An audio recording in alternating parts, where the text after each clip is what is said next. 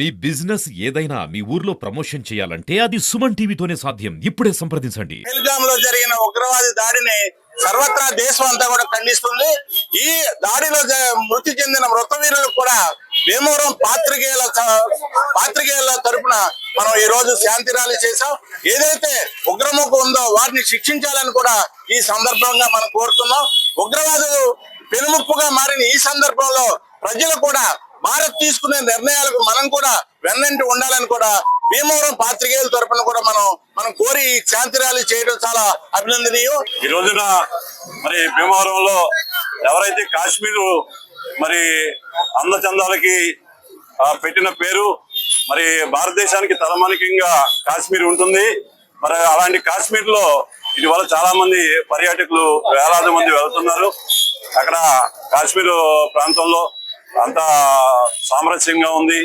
మరి ఉగ్రవాదం లేదు. అక్కడ అన్ని పరిస్థితులు చక్కబడ్డాయి. మరి కేంద్ర ప్రభుత్వం రాష్ట్ర ప్రభుత్వం అన్ని కూడా మనకి భద్రత కల్పిస్తాయని చెప్పి ఇటీవల వెళ్ళిన పర్యాటకుల మీద మరి ఉగ్రవాదులు దాడి చేసి వారిని కాల్చివేశారు.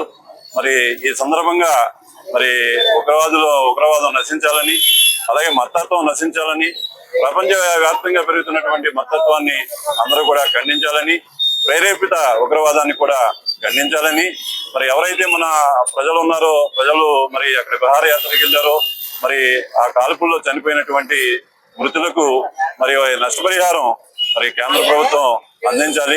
అదే విధంగా ఇలాంటి సంఘటనలు మళ్ళీ జరగకుండా మరి కేంద్ర ప్రభుత్వం చర్యలు తీసుకోవాలని కోరుతూ మరి ఆ ఉగ్రదాడిలో మరణించినటువంటి పర్యాటకులకు మృతులందరికీ కూడా మరి భీమవరం జర్నలిస్టుల తరఫున ఈ రోజు ఘనంగా నివాళులు అర్పిస్తున్నాం.